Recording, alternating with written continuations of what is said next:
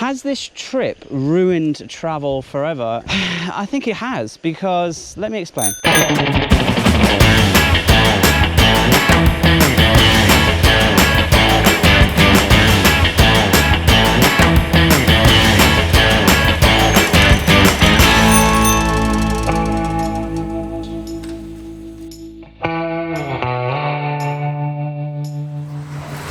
On our way to Sukhothai, stopped for some fuel, not just for Dreamy, but for me.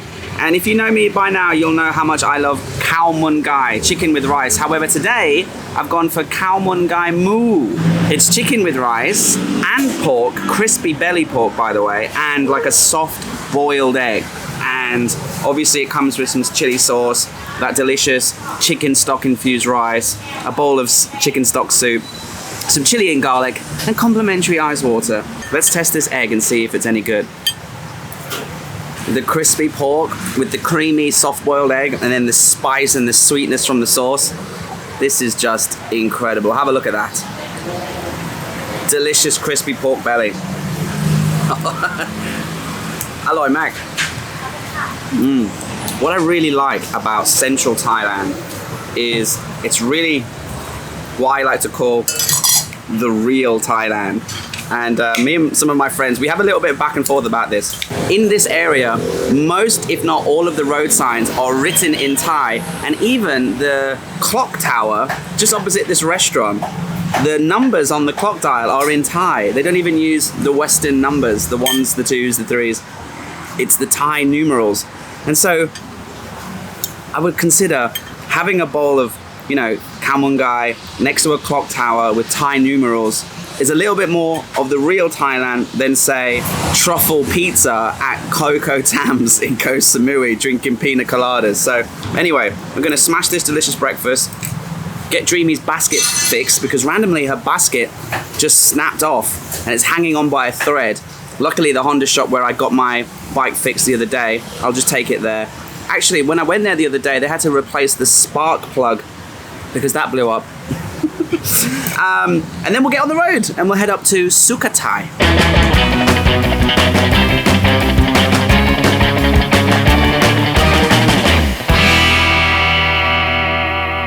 Okay, welcome to Sukhothai. This is my little guest house. Found it on Google Maps, 500 baht, and it has a simple bed and a simple bathroom.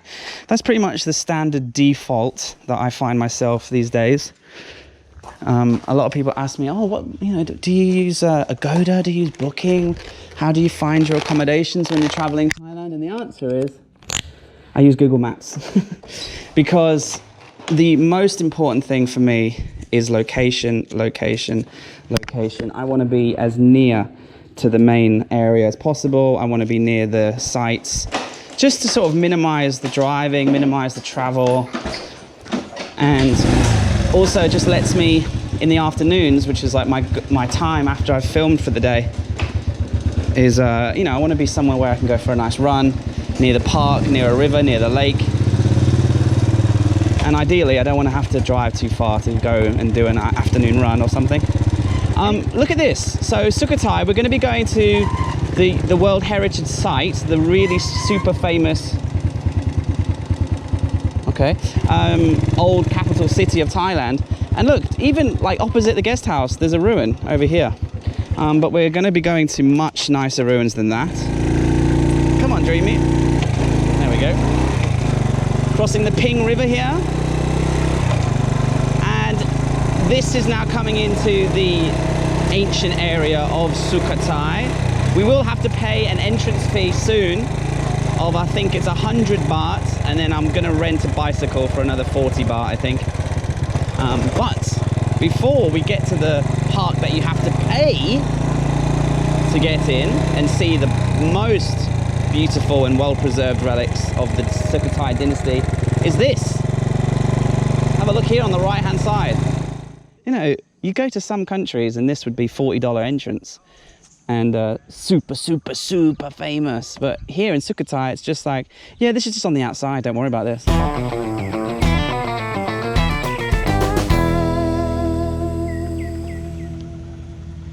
Has anyone ever seen a crow do this? Does this guy know him? Yeah. Big ant, yeah. What are you doing, mate? Can I stroke you, or are you going to bite me? I don't know. I don't trust this guy. He might spark me out. Anyway, let's get a bicycle. Okay, here we go. 30 baht. You never forget how to ride a bike. Apparently, the cheddies and things are quite a distance apart. Definitely walkable, but you know, in a hot sunny day like today, even though it's the afternoon, let's take the lazy option.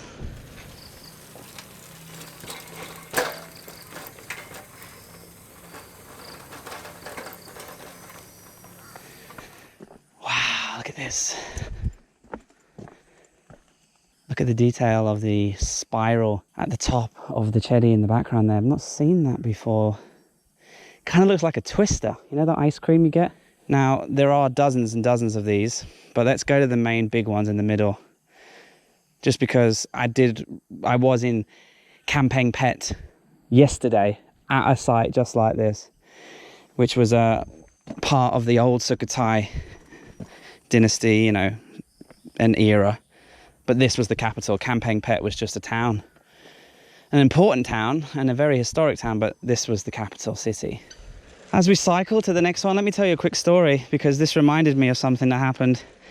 I think I was about 27 or 28 years old. I was backpacking Southeast Asia with my dad. My dad came to visit, and it aligned with school holidays, and we took a trip to northern Thailand, Cambodia, Laos, Vietnam, and we had a blast. And when we were in Cambodia, we were in Siem Reap, the home of Angkor Wat, for sure the biggest and most famous of these Southeast Asian temples. And I said to him, Dad, it's my birthday and I found something that you can buy me for a gift. I guilt tripped him into buying me something. He was like, oh yeah, what is it? And it was like a helicopter tour of Angkor Wat. And he was like, okay, how much is it? And I said, it's only $100 a head, which isn't too bad. And he said, okay, so that we got a taxi to the airport, which is, by the way, literally next door to Angkor Wat temples is the airport. Went to the helicopter area, and there was a helicopter waiting for us.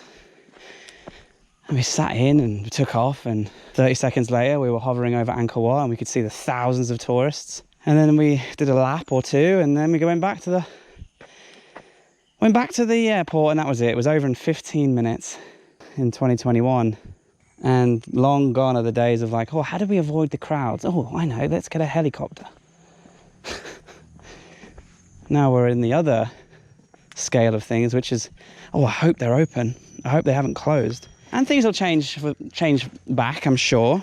I don't think we'll get back to that craziness level for a couple more years. And hopefully, as humans, we learn a little bit to not terrorize the countries with tourism.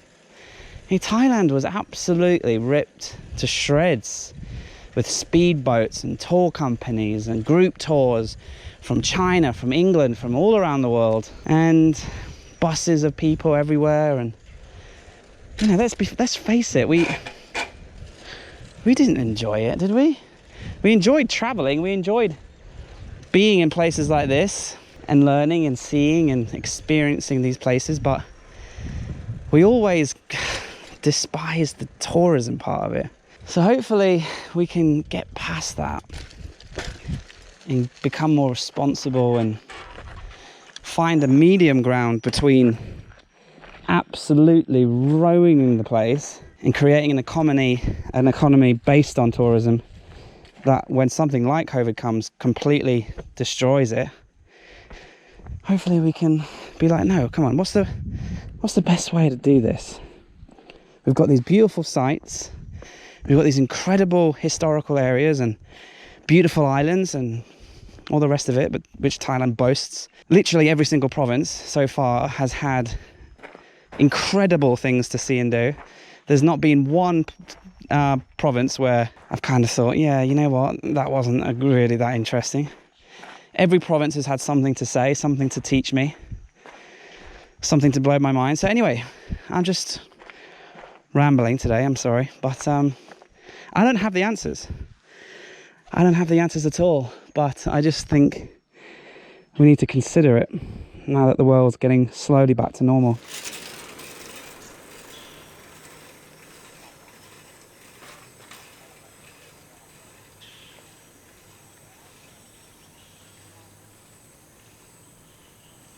I'm a little bit lost. I'm trying to find, like, let's have a look here. There's one particular one I'm trying to find. You know, something with the Buddha, right? Like this. But I don't know where they could be. I'm so confused. Well, it doesn't really matter, does it? Like, who cares really? They're all really nice. The one I'm trying to find is it's like a rectangle or a cube shaped, and it has a Buddha in the middle through this like slit, like in the curtains peeking through. Looks beautiful, but I don't see it on this map. I hope I'm in the right part of Sukhothai, because there's plenty of other, you know, relic areas. So do you think I'll be okay to go down here? The brakes, yeah, they should be fine. Famous last words. It's not that steep. I remember one of my first memories was my sister learning to ride a bicycle in Richmond Park in London. It's just her screaming off the top of her voice as she was going downhill, and she crashed into a bush. Ah! Smash!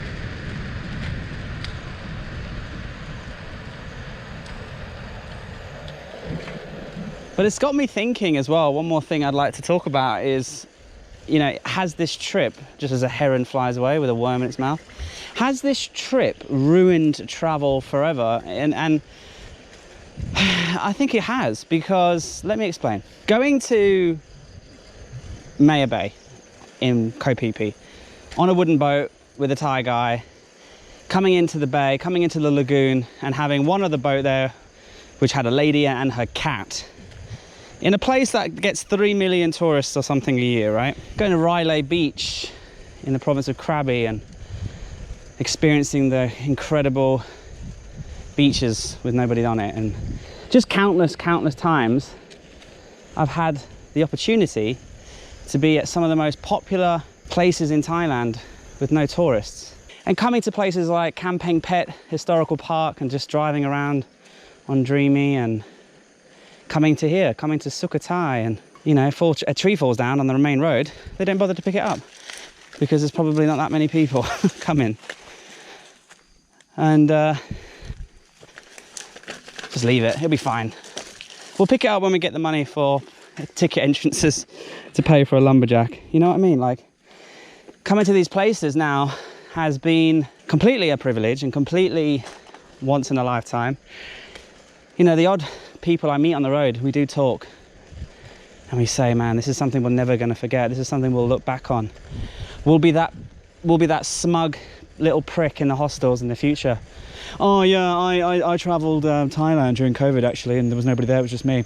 And I was at the Sukhothai ruins alone, contemplating life, and I didn't have the noise of the travellers and tourist tat.